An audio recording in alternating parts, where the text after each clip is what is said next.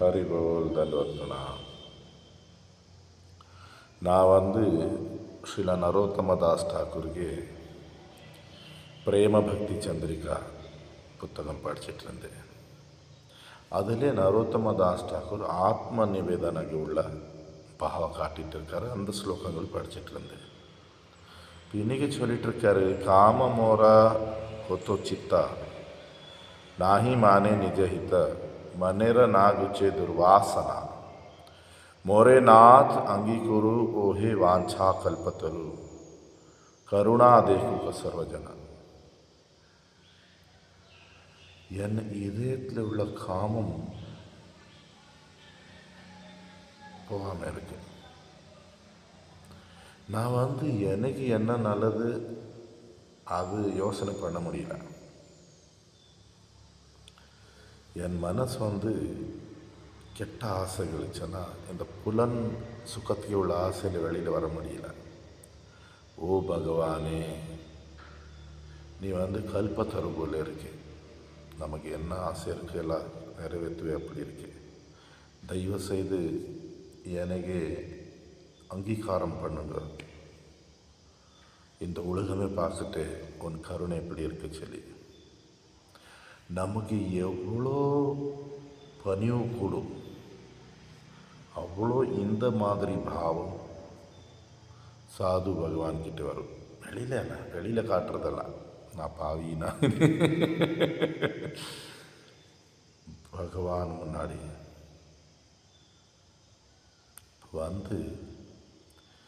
இங்கே உணர்வு சொல்லும்போ இங்கே சொல்லிட்டு இருக்காரு, என் இதயத்திலே காமம். இங்கே இதயம் இல்லை மனசு உணர்வு சொல்லும்போது இங்கே 4 விஷயங்கள் இருக்குது. அதில் மனசு, புத்தி, உணர்வு, அகங்காரம். இது 4 சூக்ஷ்ம சரீரத்தில் இருக்குது. நம்ம பார்க்க முடியல. நமக்கு எவ்வளோ புத்தி இருக்குது, நமக்கு மனசு எப்படி இருக்குது, நம்ம யாரும் பார்த்தது கிடையாது. நம்ம அனுபவிக்க முடியும். நான் இது பண்ணலாமா பண்ணக்கூடாதா சொல்லி நம்ம ஒரு குழப்பத்தில் இருக்கோம். இது மனசுக்கு வேலை. நம்ம ஒரு முடிவு எடுத்துட்டு வேலை செய்துட்டு இருக்கோம். அது நம்ம புத்திக்கு வேலை. நம்ம நான் தான் இது பண்ணேன், நான் இப்படி, நான் இது, நம்ம அகங்காரம். உணர்வு சிந்தனை பண்ணுறது தேவையில்லாத பழைய விஷயங்கள், அடுத்த வரப்போ விஷயங்கள், இப்போ அது பண்ணக்கூடாது தான். இப்போ இது சூக்ஷ்ம சரீரத்தில் இருக்குது. இந்த வெளியில் உள்ள சரீரமல்ல. வெளியில் உள்ள உடம்பு நம்ம கொஞ்சம் கண்ட்ரோல் பண்ணிகிட்டு இருக்கோம். கொஞ்சம் ஒரு அளவில் கண்ணுக்கு ஏதோ மருந்து போட்டு கண்ணு சரியாக பார்த்துட்டு இருக்கோம், செவி அப்பப்போ க்ளீன் பண்ணிகிட்டு இருக்கோம், நமக்கு வாயை ப்ரஷ் பண்ணிகிட்டு இருக்கோம், சாப்பாடு கொடுத்துட்டு இருக்கோம். நம்ம ஒரு மாதிரியாக வெளியிலே உள்ள உடம்பு மேக்கப் பண்ணிகிட்டு இருக்கோம். கொஞ்சம் ஒரு அளவுக்கே நம்ம கண்ட்ரோலில் இருக்குது. அந்த உள்ளே உள்ளது எப்படி இருக்காதே தெரியாது, எங்கே இருக்க தெரியாது. நம்ம நினைப்போம், நல்லா பஜனை பண்ணிகிட்ருக்கோம், பகவான் திடீர்னு எங்கேயோ போகுது. அப்போ இது சூக்ஷ்ம சரீரம் இல்லை லிங்க சரீரம் சொல்லுவாங்க. இதில் 5 புலன்கள் இருக்குது. சூக்ஷ்மம் பார்க்க முடியல. உள்ள அதுக்கு எவ்வளோ ஆசைகளோ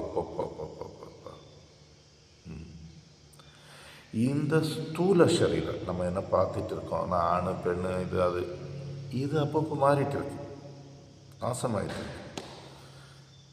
சூக்ஷ்ம சரீரம் அதே இருக்கு. சொன்னால் நம்ம குரங்காக இருந்தோம், எவ்வளோ பேர் இது உள்ளே அதே இருக்கு. சூக்ஷ்ம சரீரம் அது அப்போ உள்ள ஆசைகள், அப்போ உள்ள கர்மங்கள். அதுதான் நம்ம நல்லா குளித்தோம், திலக்கம் நட்டோம், மாலை கையில் எடுத்தோம், அரை எங்கேயோ போகுது, ஏதோ ஆசை, ஏதோ சிந்தனை, சம்பந்தமே இல்லை பக்திக்கு. அது அந்த சூக்ஷ்ம சரீரம் நாசமாகாது.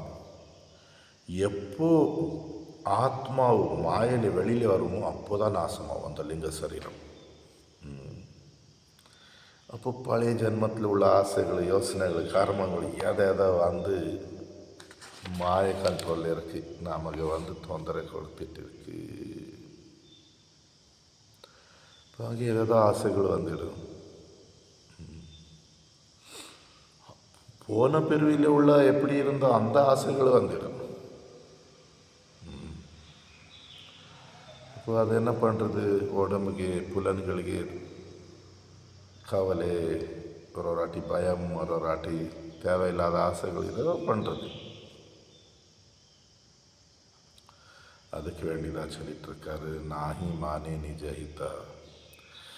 என் உணர்வு, மனசு, புத்தி, அகங்காரம் என்ன நல்லது சொல்லி புரியாமல் இருக்கு. ஏன்னா அது பழைய இது இருக்கல, முயற்சி பண்ணிகிட்ருக்கோம். நம்ம ஜபம் பண்ணிகிட்ருக்கோம். நான் சொல்லுவேன், நான் 60 நாள் பண்ணிகிட்ருக்கேன், நான் என்ன பண்ணிகிட்ருக்கேன். அப்போ கூட உள்ளே எதோ நடக்குது. இங்கே சொன்னால் வந்துட்டு இருக்காரு நரோத்தமதாஸ் டாக்கூர், பகவான் பக்திக்கு மேலே வரணும் கிடையாது. பகவான் பக்தி சொன்னால் இந்த கலியுகத்தில் ஹரே கிருஷ்ண மகாமந்திர ஜபம் செய்கிறது. அதுக்கு சேர்ந்து நம்ம வைஷ்ணவ சாஸ்திரம் இல்லை பகவானுக்கு லீலே உள்ள விஷயங்கள் கேட்கறது, நினைக்கிறது. நமக்கு ஏதோ ஒரு பகவான்லே இப்போ நம்ம கௌடிய சம்பிரதாயச்சனா நமக்கு ராதாகிருஷ்ணர் பற்றி நினைக்கிறதுச்சுன்னா நமக்கு விஷயம் கொடுத்துருக்காரு. 24 மணி நேரம் பகவான் என்ன பண்ணிகிட்ருக்க, மனசு இப்படி ஓடுது, கொண்டு வரணும். இப்போ என்ன பண்ணிகிட்டு இருப்பாங்க ராதாகிருஷ்ணர், அடுத்து என்ன பண்ண போவாங்க, எவ்வளோ சூப்பராக இது பண்ணுவாங்க. அது இந்த மனசுலே உணர்வுலே இந்த விஷயங்கள் கொண்டு வருது.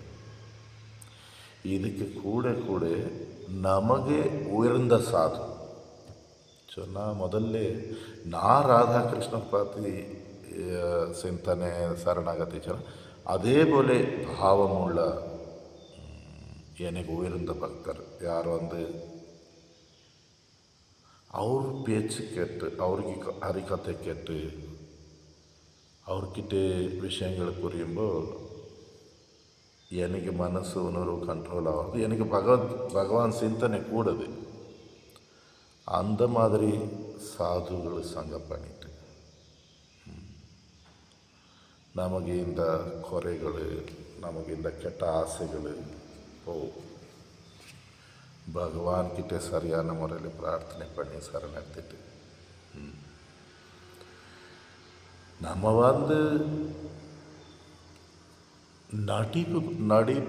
நடிப்பு பண்ணுறது விட்டுடணும். எல்லோரும் கூட போய் ஹரே கிருஷ்ணா ஆடிட்டு இருக்கோம், பாடிட்டு இருக்கோம், அதே 10 வருஷம் 20 வருஷம் அப்படி இல்லை. மெல்ல மெல்லமாக புரியணும். നമുക്ക് வாழ்க்கைಗೆ നോക്കാം കൃഷ്ണ പ്രേമം.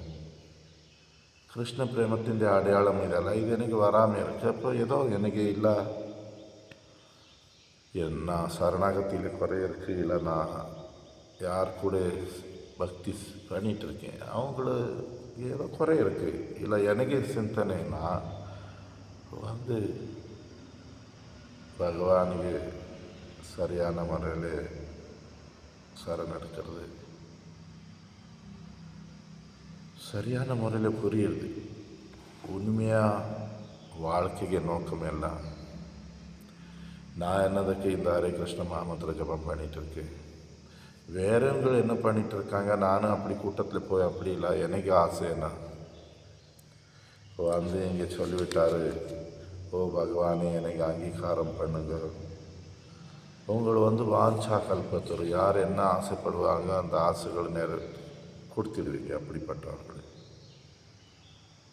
ஸ்ரீமத் பாகவத மகாபுராணத்தில் 10வது காண்டம் 38வது அத்தியாயம் 22வது ஸ்லோகத்தில் அக்ரூரர் சொல்லிட்டு இருக்காரு, ந தஸ்ய கஷ்டித் தைத்தஹ சுஹ்ருத்தமோ ந சாப்ரியோ துவேஷ்ய உபேக்ஷ ஏவவா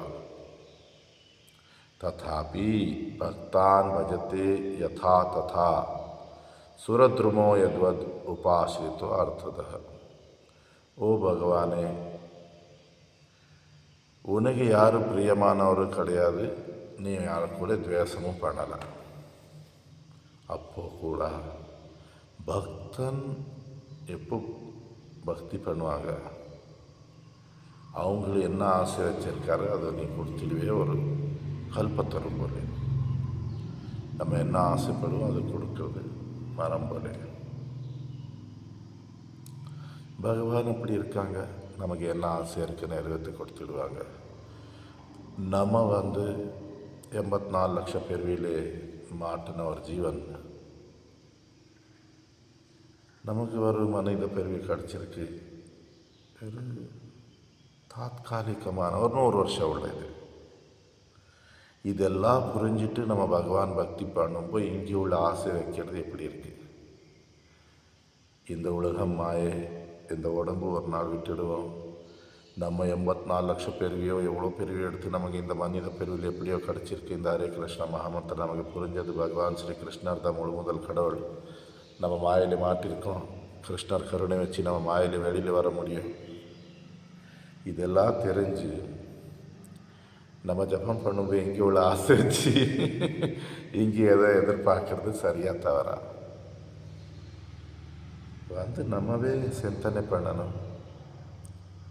ಮನಿದನಿಗೆ ஒரு ಜೀವನಿಗೆ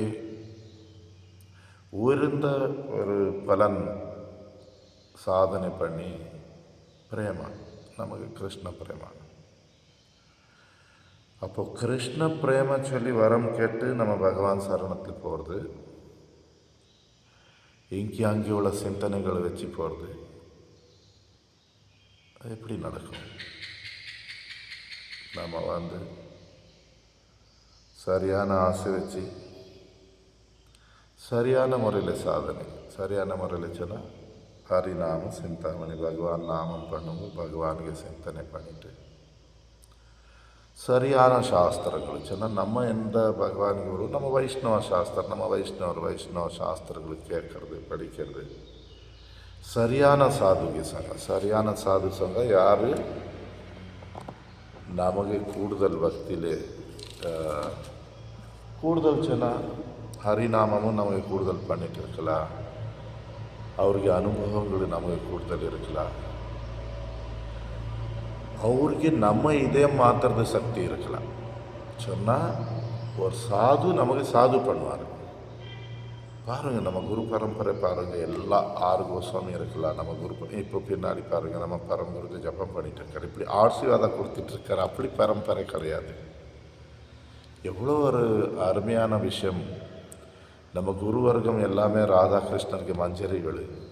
நம்ம சரியான முறையில் சாதனை பண்ணிட்டு போனால் நம்ம கூட ராதாகிருஷ்ணருக்கு மஞ்சரி ஆகலாம். பட் நமக்கு அந்த ஆசை இருக்கா? அந்த ஆசை இருந்தால் அதுபோல் சாதனை பண்ணிட்டு இருக்கோமா? ஹரி போல் தண்டவத்னா.